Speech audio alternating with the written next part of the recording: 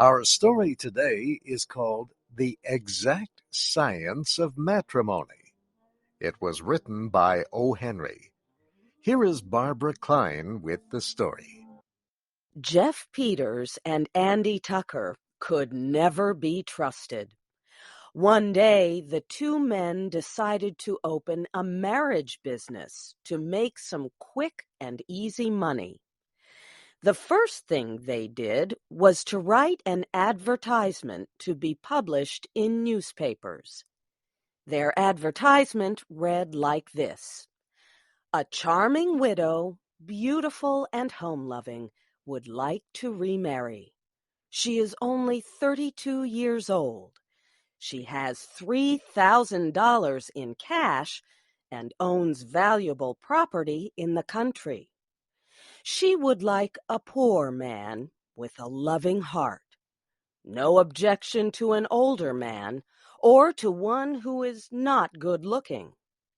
But he needs to be faithful and true, can take care of property, and invest money with good judgment.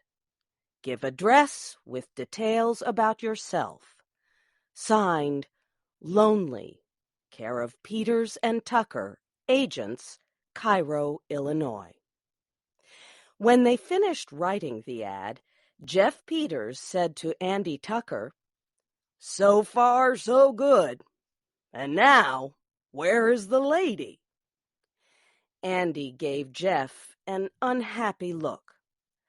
"What does a marriage advertisement have to do with a lady?" he asked. "Now listen," Jeff answered. "You know my rule, Andy. In all illegal activities, we must obey the law in every detail. Something offered for sale must exist. It must be seen. You must be able to produce it. That is how I have kept out of trouble with the police. Now, for this business to work, we must be able to produce a charming widow, with or without the beauty, as advertised." "Well," said Andy, after thinking it over, "it might be better if the United States Post Office should decide to investigate our marriage agency. But where can you hope to find a widow who would waste her time on a marriage proposal that has no marriage in it?" Jeff said that he knew just such a woman. "An old friend of mine, Zeke Trotter," he said, "used to work in a tent show. He made his wife a widow by drinking too much of the wrong kind of alcohol. I used to stop at their house often. I think we can get her to work with us."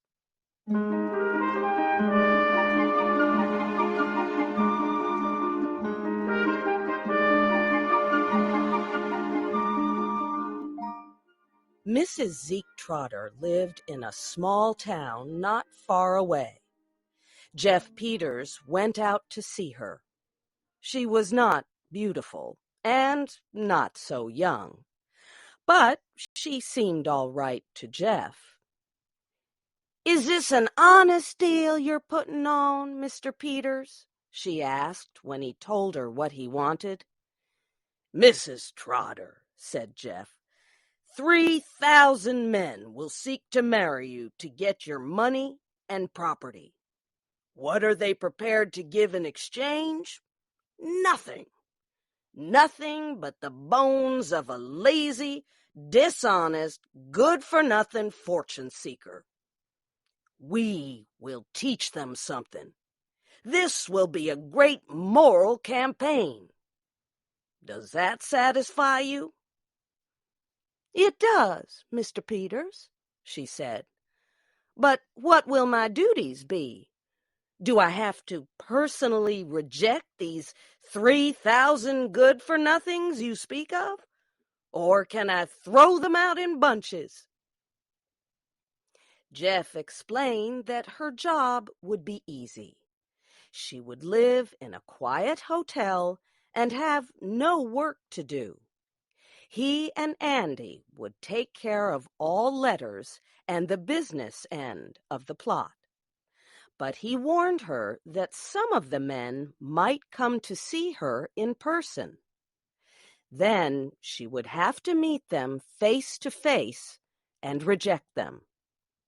She would be paid $25 a week and hotel costs. "Give me 5 minutes to get ready," Mrs. Trotter said.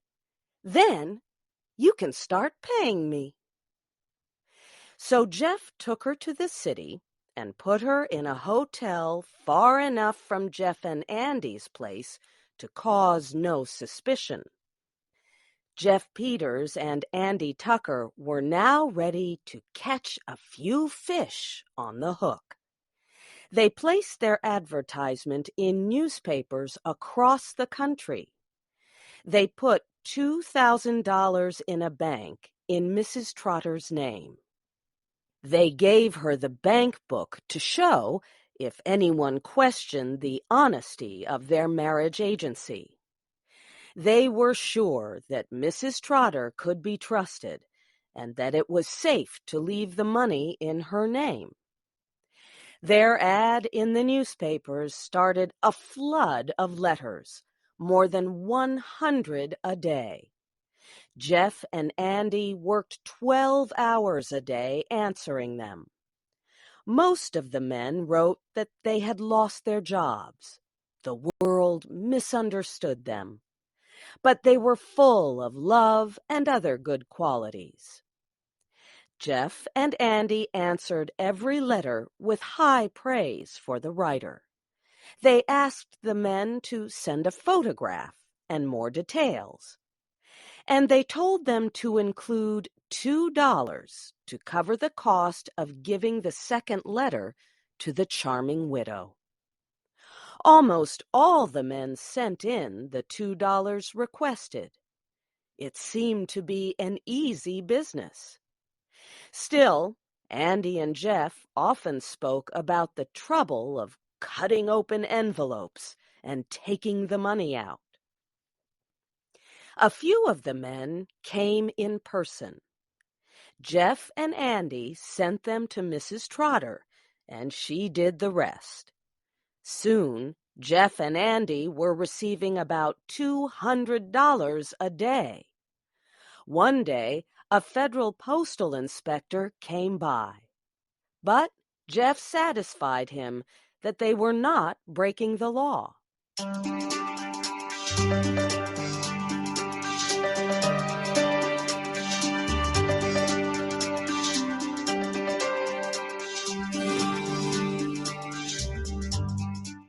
After about 3 months, Jeff and Andy had collected more than $5,000, and they decided it was time to stop.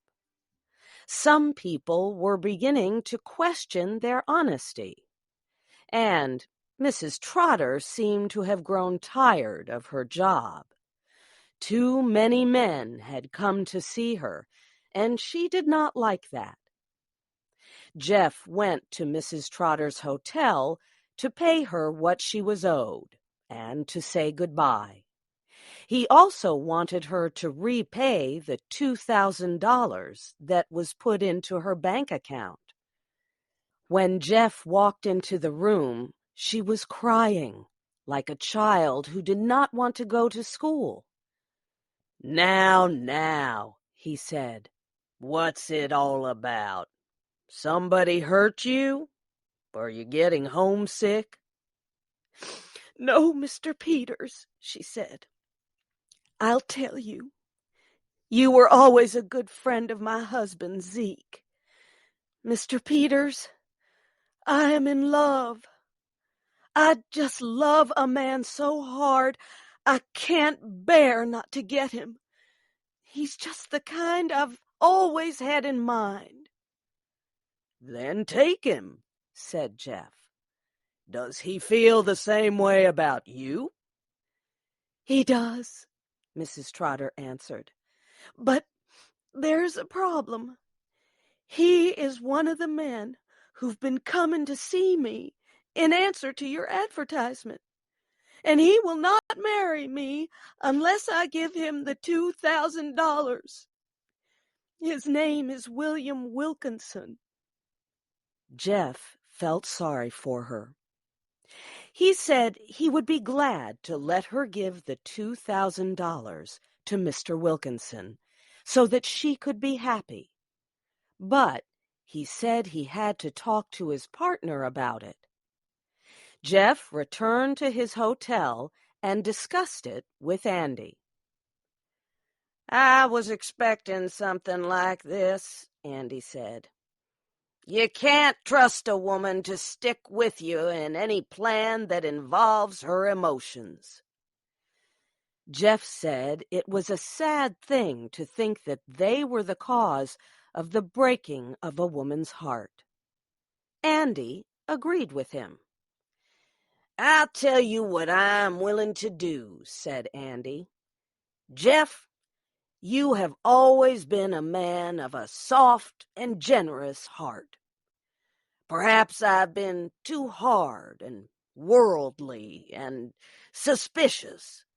For once, I will meet you halfway. Go to Mrs. Trotter. Tell her to take the $2,000 out of the bank and give it to this Wilkinson fellow, and be happy." Jeff shook Andy's hand for a long time. Then he went back to Mrs. Trotter. She cried as hard for joy as she had done for sorrow.